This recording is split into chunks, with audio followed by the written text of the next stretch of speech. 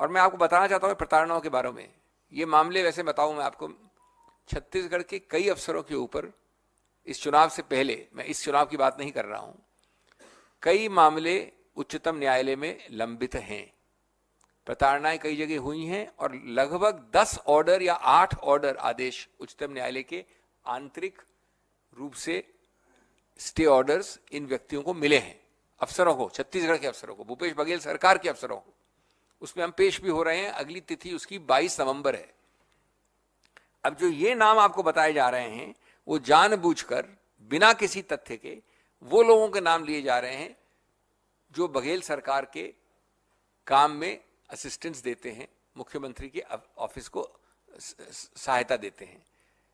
Political adviser Vinod Verma, Manish Banchhor, आशीष वर्मा, विजय भाटिया इत्यादि इत्यादि ये नाम है।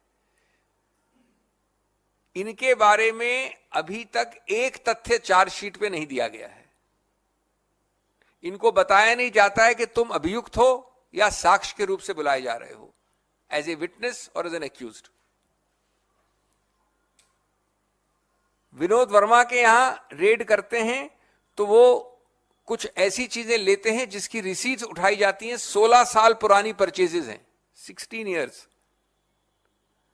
विजय भाटिया के यहां जाते, वो खुद अस्पताल में हैं, उनकी बीवी बीमार हैं, रेड के दौरान उनको अटैक होता है, फिर भी उनकी जांच की जाती है।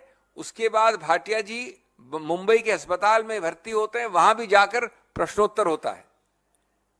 ये ईडी है, इलेक्शन डिपार्टमेंट है बीजेपी का, या क्रूरता का एक द्योतक है?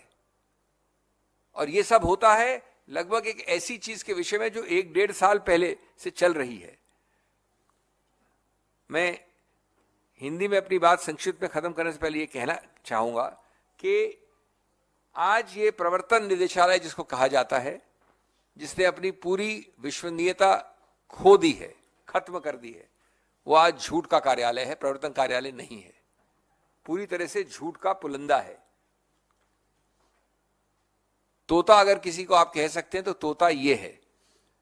और आप तोते की पूरी प्रक्रिया देख रहे हैं। जो मुद्दे कानून के उठाए गए हैं उच्चतम न्यायालय में वो अभी तक लंबित हैं, छत्तीसगढ़ के विषय में लंबित हैं। 22 तारीख को उनकी सुनवाई होने वाली है अन्य केसेस में। उन मुद्दों में ये मुद्दा भी है कि आप किसी को बुलाते हैं, बताते नहीं है कि वो साक्ष्य है या अभियुक्त है, और अपनी मनमर्जी से आखिरी समय पे उसको अरेस्ट करें या न करें। आप किसी के पास कोई रुपया आ जाए, उसको कोई मतलब नहीं उस रुपये से कि कैसे उसने मनी लॉन्ड्रिंग की, कुछ उसका इस्तेमाल किया। सिर्फ रुपया आने से, ABC से ट्रेवल करके D के पास आए तो उसको आप मनी लॉन्ड्रिंग मान लेते हैं। बेल के प्रावधान को आप डिस्टॉर्ट करके लागू करते हैं। ये सब मुद्दे छत्तीसगढ़ के विषय में उच्चतम न्यायालय में लंबित हैं। हम यही कहेंगे कि कानून सबसे बड़ा होता है। अगर इनको किसी का भय नहीं है तो उच्चतम न्यायालय इनको कानून सिखाएगा, हमें इसका विश्वास है, इसकी आशा है। और इस प्रकार से चुनाव की लेवल प्लेइंग फील्ड को खत्म करना, मैं समझता हूं हर संवैधानिक अथॉरिटी को, संस्था को इसका नोट लेना चाहिए।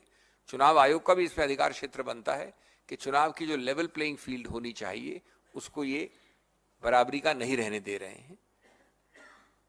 इस मामले में हम भर्त्सना करते हैं और सबसे इसका अच्छा उत्तर आने वाला है छत्तीसगढ़ की जनता जनार्दन से, जो आप